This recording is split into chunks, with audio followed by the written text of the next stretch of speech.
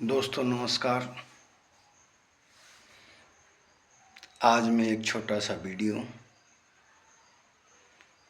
राम और कुंभकर्ण युद्ध के बारे में एक कहानी के रूप में बना रहा हूँ।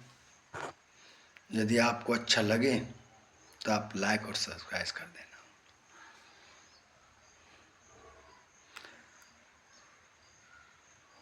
अब तक आपने पढ़ा कि मेघनाथ ने लक्ष्मण को शक्ति बाण मारा था। हनुमान जी संजीवनी पर्वत उठाकर लाए और लक्ष्मण जी ठीक हो गए। जब रावण ने सुना कि लक्ष्मण ठीक हो गया है तब उसने अत्यंत विषाद से बार बार सिर पीटा। यह व्याकुल होकर कुंभकर्ण के पास गया और बहुत से उपाय करके उसने उसको जगाया। कुंभकर्ण जगा, उठ बैठा। वह कैसा दिखाई देता है, मानो स्वयं काली शरीर धारण करके बैठा हो। कुंभकर्ण ने पूछा, हे भाई, कहीं तो तुम्हारे मुख सूख क्यों रहे हैं?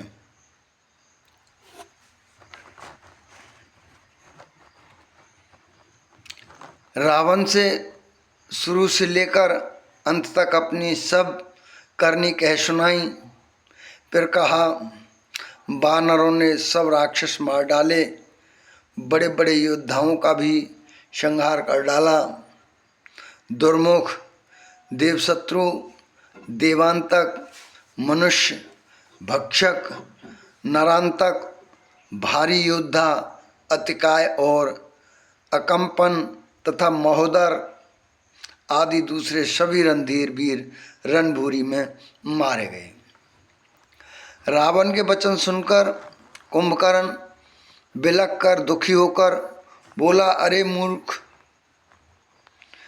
जगत जननी जानकी को हर लाकर अब कल्याण चाहता है। हे राक्षस राज, तूने अच्छा नहीं किया। अब आकर तुझे क्यों जगाया? अब आकर मुझे क्यों जगाया? अब भी अपमान छोड़कर श्री राम जी की भजो तो कल्याण होगा।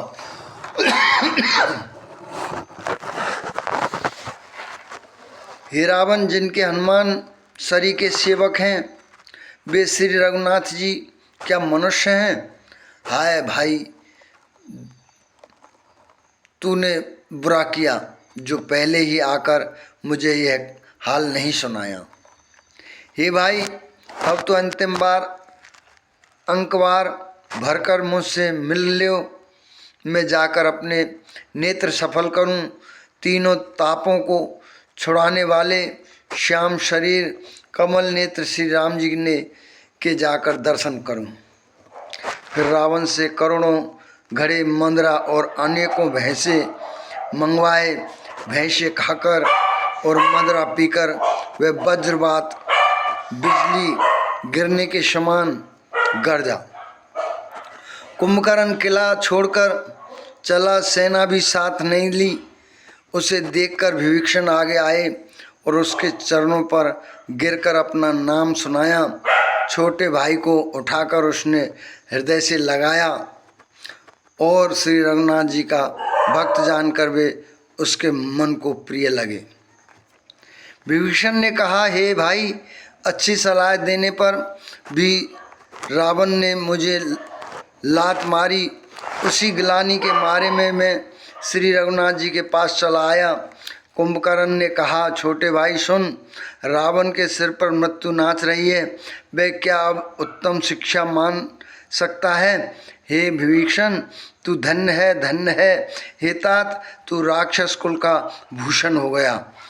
मन, वचन और कर्म से कपट छोड़कर रणधीर श्री राम जी का भजन करना।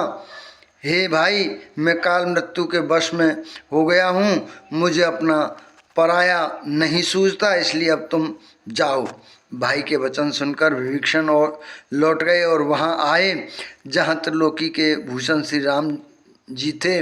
विभीषण ने कहा, हे नाथ, पर्वत के समान विशाल देह वाला रणधीर कुंभकर्ण आ रहा है।